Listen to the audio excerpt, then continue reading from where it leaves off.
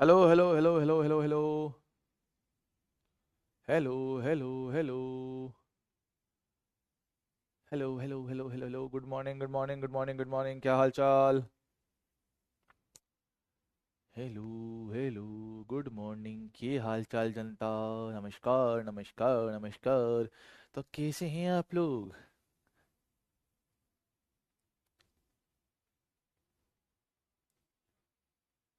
नालायको, जाग जाओ, अब तो आलसी हो। 9 बजने को आई है। उठो। बिस्तर से बाहर निकलो बे।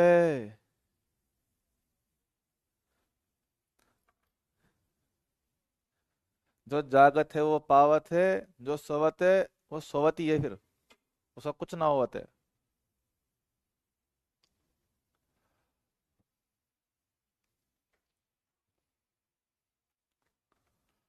मस्त हैं। तो हेलो बच्चों, क्या हाल चाल? सब लोग बढ़िया, शानदार, मजे में, जोरदार, जबरदस्त, चकाचक माहौल। मेरे लाल, मेरे पीले, मेरे नीले, मेरे गुलाबी, मेरे रेनबो। आई होप सब लोग बढ़िया होंगे, ठीक है। अपनी पढ़ाई जोर शोर से चल रही है, उसमें कोई कमी नहीं आई होगी। और कल रात के मोटिवेशन के बाद तो रात को लंबी पढ़ाई खींच ली होगी, सही बोल रहा हूँ क्या? है? कल रात के मोटिवेशन के बाद पढ़ाई थोड़ी लंबी खींची। थोड़ा मजा आया पढ़ने में कि भैया आज पढ़ाई थोड़ी अच्छी हुई, दिल को तसल्ली मिली, दिल को सुकून मिला, हाय हाय बहुत पढ़ लिया आज तो, है ना? देखो, जा गए थे ना।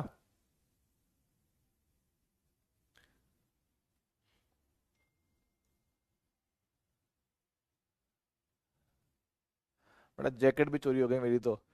तुम जैकेट की बात कर रहे हो, मेरी जैकेट भी चोरी हो गई। दूसरी जैकेट पहननी पड़ रही है मेरे को आज।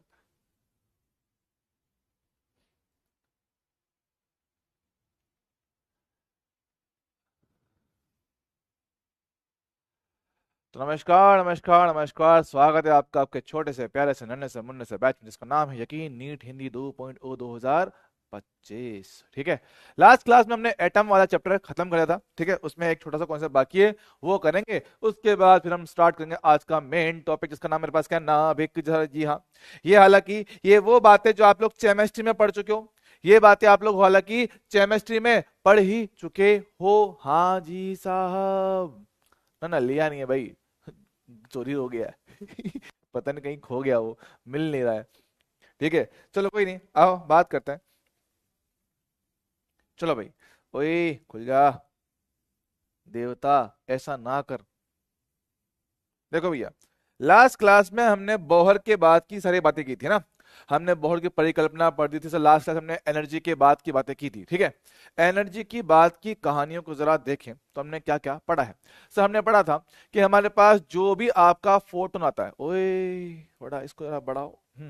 सर हमारे पास आपका जो भी फोटोन निकलता है, हमने कहा था कि फोटोन का उत्सर्जन तब होता है जब इलेक्ट्रॉन आपकी उच्च ऊर्जा कक्षा से निम्न ऊर्जा कक्षा में छलांग मारता है। कि भैया उच्च ऊर्जा कक्षा है, निम्न ऊर्जा कक्षा है। अगर आप लोग उच्च ऊर्जा कक्षा बोले तो En2 से इलेक्ट्रॉन को निम्न ऊर्जा कक्षा में संक्रमण करवाते हो, तब जाके मेरे पास क्या आता है, फोटोन बाहर निकलता है। पता है क्या? हाँ सर, ये आपने बताया था सर। जी हाँ, ठीक सर। तो हमने कहा था जब इसमें वैल्यू रखते हो तो मेरे पास ये कितना आया था सर? वैल्यू रखने पर के बाद यह था 13.6, 1/n1 का स्क्वायर माइनस 1/n2 का स्क्वायर। सर जी हाँ, ये आपने बताया था एनर्जी ऑफ फोटोन। सर जी हाँ, अच्छी बात पता है।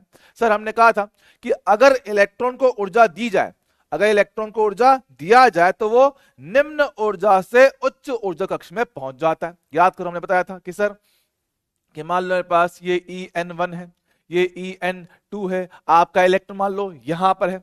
अब अगर इस इलेक्ट्रॉन को हम लोग ऊर्जा देते हैं, अगर आप लोग इसको एनर्जी प्रोवाइड करवाओगे, तो एनर्जी मिलने पर ये इलेक्ट्रॉन आपका उत्तेजित होकर उच्च ऊर्जा कक्षा में पहुंच जाता है।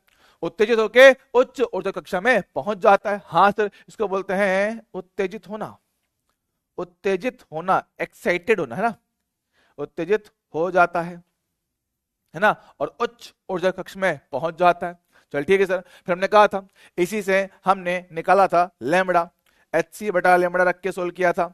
सॉल्व करने में से मेरे पास क्या था, 1/लेमड़ा बराबर रिडबर्ग नियतांक आर, 1/n1 का स्क्वायर माइनस 1 कितना, n2 का स्क्वायर। सो जी हाँ, ये हमने पढ़ा था। तो इसमें आर क्या होता है, रिडबर्ग नियतांक होता है, जिसका मान कितना 1.1 इंटू कितना 10⁻7 बताया था।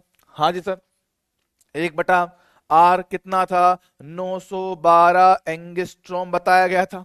हाँ जी साहब, है ना।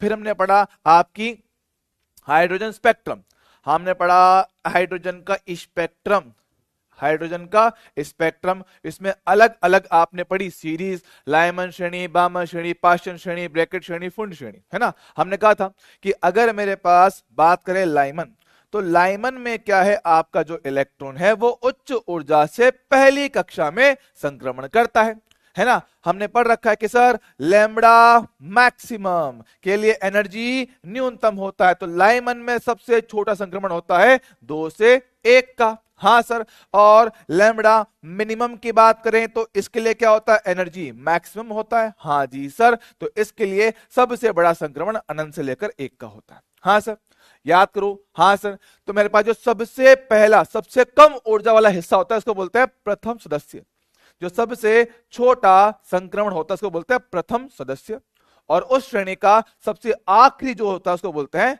अंतिम सदस्य। अंतिम सदस्य उसको कहते हो या सीमा कहते हो, ठीक है, ऐसे, ठीक है, चलेगा क्या। हाँ जी सर, हमने ऐसे आपको सारी सीरीज बताई थी सर, कौन कौन सी याद करते हैं, लाइमन, बामन, पाश्चन, ब्रैकेट और आखिरी में फुंड। ठीक सर, हमने कहा था कि इसमें संक्रमण होता है उच्च ऊर्जा से पहले में, इसमें उच्च ऊर्जा से दूसरे में, इसमें उच्च ऊर्जा से तीसरे में, इसमें उच्च ऊर्जा से चौथे में, इसमें उच्च ऊर्जा से 5वें कक्ष में संक्रमण होता है। चल ठीक है, और बात करते हैं सर आपका लैम्बडा मैक्सिमम बोले तो एनर्जी न्यूनतम, है ना, लैम्बडा मिनिमम बोले तो आपका एनर्जी मैक्सिमम।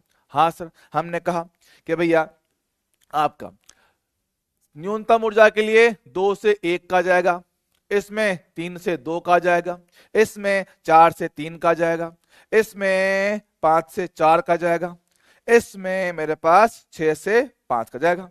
ठीक सर, सबसे बड़ा ऊर्जा अंतराल भैया अनंत से 1 का होगा, अनंत से 2 का होगा, अनंत से 3 का होगा, अनंत से 4 का होगा, अनंत से 5 का होगा।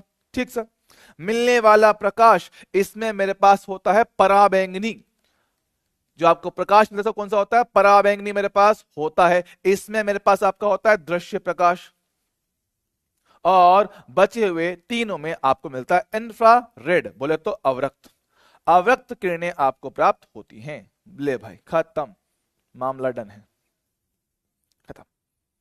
ठीक है, ये बातें हमने लास्ट क्लास में देखा था, इसको उम्मीद है आप सभी लोगों ने रिवीजन में कर लिया होगा, कोई खास इसमें दिक्कत वाली बात नहीं है। और सर पांचों सीरीज में सबसे बड़ा ये होता है, सबसे बड़ा, पांचों सीरीज का सबसे बड़ा लाइमन में होता है, और लाइमन का भी सबसे बड़ा ये वाला होता है, और पांचों सीरीज में सबसे छोटा ये वाला होता है ना। सबसे छोटी छलांग जो मेरे पास पांचों सीरीज में होती है वो ये वाली होती है। हाँ सर, इसके आधार पर हमने सवाल किए लास्ट क्लास में, कुछ एक दो आपको होमवर्क भी दिए थे, तो आइए पहले जरा होमवर्क को देख लेते हैं, है ना। तो आओ मेरे लाल जरा होमवर्क को किया जाए। ले भाई होमवर्क ये रहा, हाइड्रोजन परमाणु की लाइमन और बामर श्रेणी की अधिकतम तरंगदैर्घ्य सीमा की आवृत्तियों का अनुपात बताइए। बताओ मेरे दोस्त क्या आंसर आवेगा,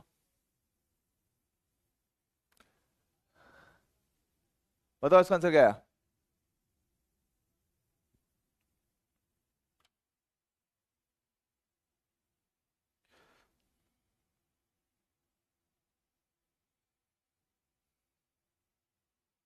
ये आ रहा है, चलो देख लेते हैं, बात समझते हैं।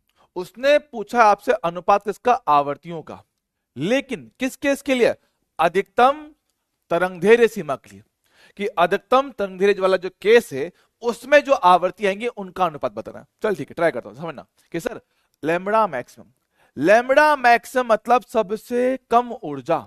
अच्छा, अब लाइमन में सबसे कम ऊर्जा मिलेगी आपको 2 से 1 के लिए और बामन में मिलेगी 3 से 2 के लिए। समझते हो क्या? हाँ सर। सबसे कम ऊर्जा, सबसे छोटा संक्रमण, सर ठीक है। तो लाइमन के सबसे नजदीक कौन? दूसरा। बामन में सबसे नजदीक कौन? 3 और 2, सर ठीक है। बात करता हूं तो अगर मैं n के लिए निकालता हूं लैम्बडा 1/λ1, रेडबर्ग नियतांक r, छलांग मारा गया 1 के अंदर, कहां से? 2 से। 2 का स्क्वायर 4 कर दिया। एलसीएम लो, 4 - 1 3r/4, ठीक है चलेगा। समीकरण नंबर 1। सर ऐसे ही 1/λ दो, बामर वाला केस, इसमें छलांग मारा गया 2 पर, तो 2 का स्क्वायर 4, कहां से? 3 से, 3 का स्क्वायर 9, परफेक्ट। एलसीएम लो, 9 × 4 कितना? 36, 9 उधर, 4 वहां पे, 9 - 4 कितना? 5, तो 5r/36 होगा। समीकरण नंबर 2 होगा, सर ठीक है।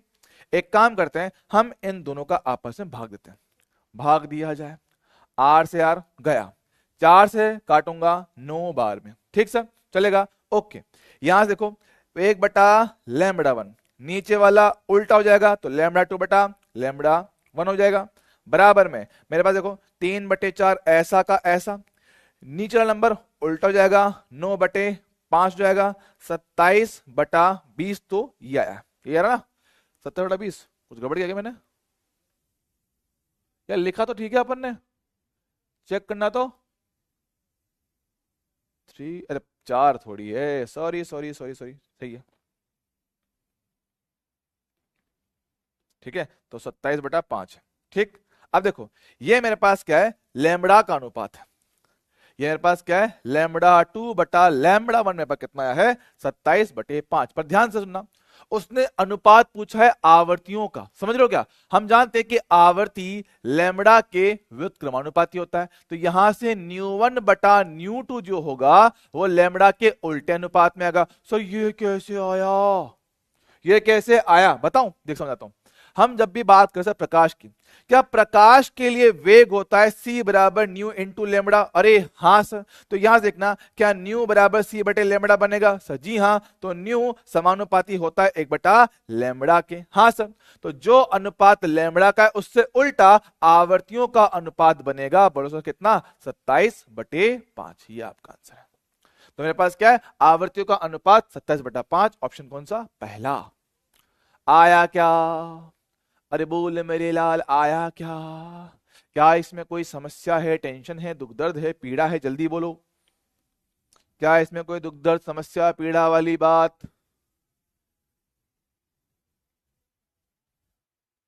बच्चे जरा 1 मिनट रुकना यार।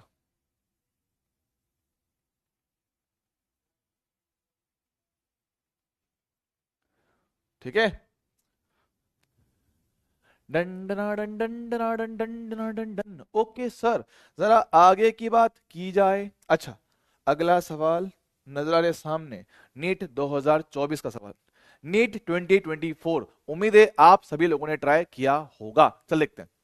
फिर से पूछा गया कि आपको दे रखे संक्रमण, कि हाइड्रोजन मेरे पास क्या, इलेक्ट्रॉन का संक्रमण 3 से 2, 4 से 2, 5 से 2 में हो रहा है, 6 से 2 में हो रहा है। बोला गया कि इनके लिए लैम्बडा का बताओ मुझे। चल देख, हम लोग मानते हैं ना, हम लोग ये बात जानते हैं कि सर जितनी बड़ी छलांग, जितनी बड़ी छलांग उतना अधिक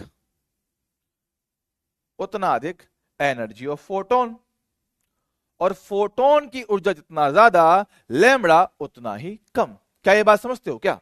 सर जितनी बड़ी छलांग उतना ही अधिक फोटोन का ऊर्जा आएगा और उतना ही कम मेरे पास लैम्बडा आएगा।